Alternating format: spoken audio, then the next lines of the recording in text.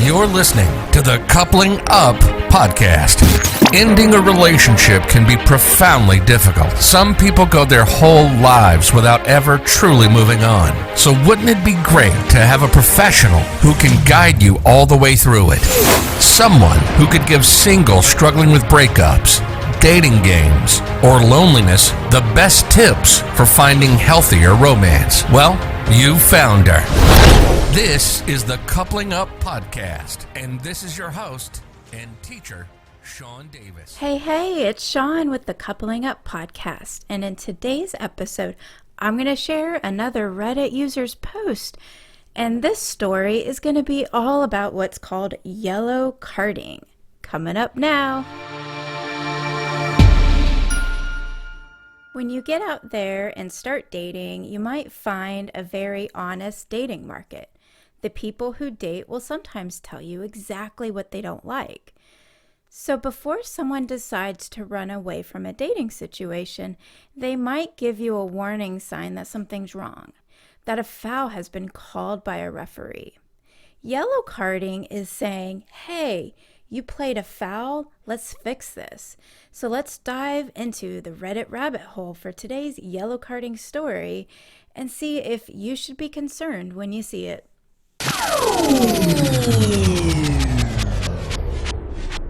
Two Reddit stories, except one is the idea of yellow carding and the other one is a little bit more severe, and we might call that red carding.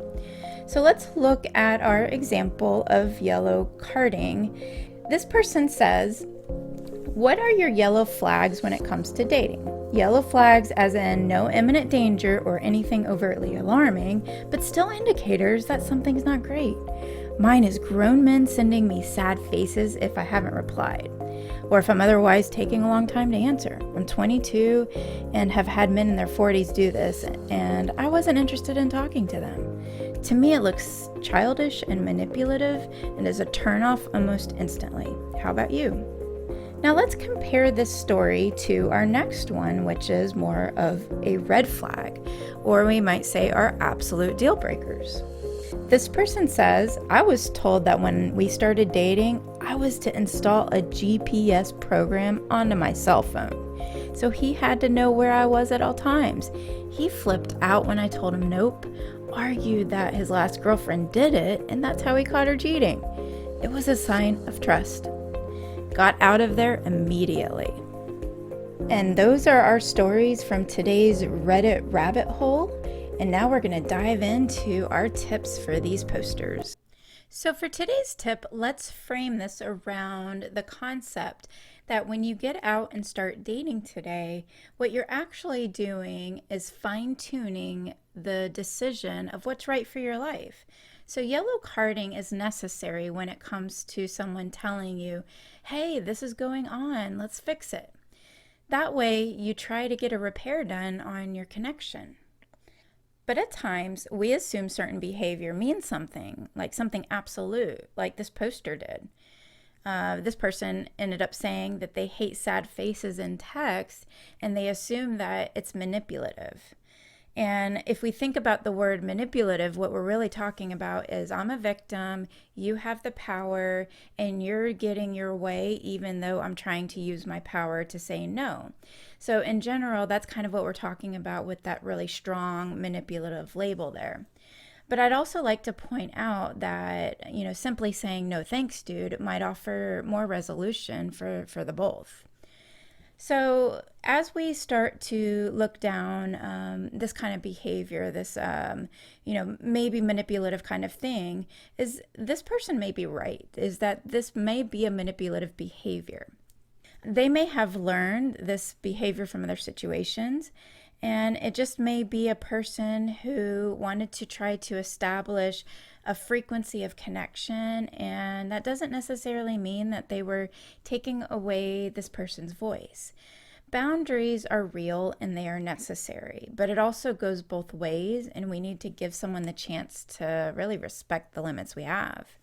So automatically thinking that they should already know it, though, might be a mistake that this person was making. So, healthy relationship means that we set boundaries, we communicate our needs with open hearts.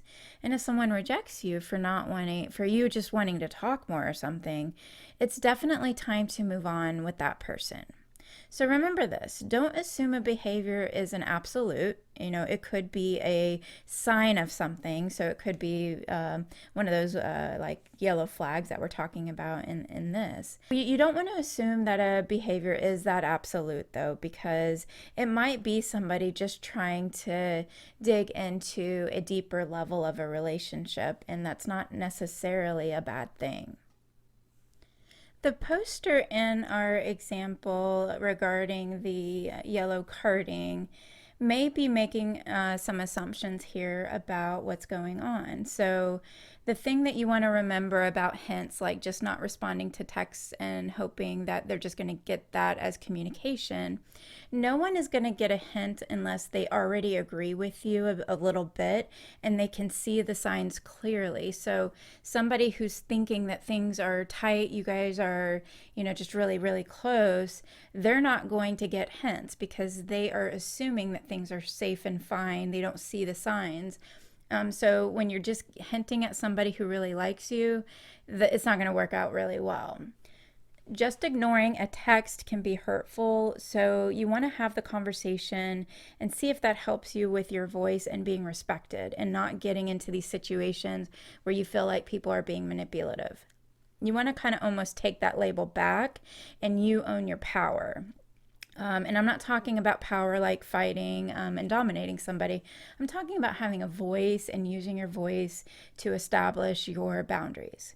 So red flags are deal breakers. Yellow flags or yellow cards are a sign that you can fix a problem with them. So once you have a red flag like abuse, get out fast.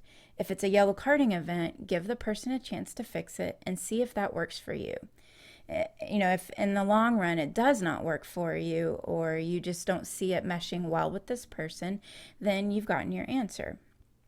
You've learned more about your needs in that situation. And one final point about today's story is generational differences in dating behavior. So for someone from a Generation X who is dating somebody in Generation Z, there may be a lot more bridges that you have to build together. And I'm wondering if that's a bit of the gap between these two people is, again, this expectation of what is safe, reasonable dating behavior and how that can be very different just based on what you grew up with.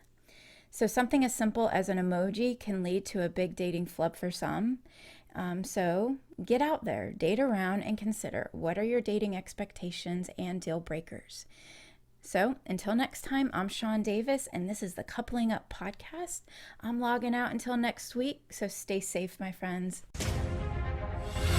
Thank you for listening to the Coupling Up podcast. Sean is a professional, licensed clinical social worker, and it's her mission to help you find healthier romance. We hope you've gotten some useful and practical information from this show. And we'll be back soon. But in the meantime, go to the website, renewthelove.com. While there, learn how to send messages in a dating app that shine.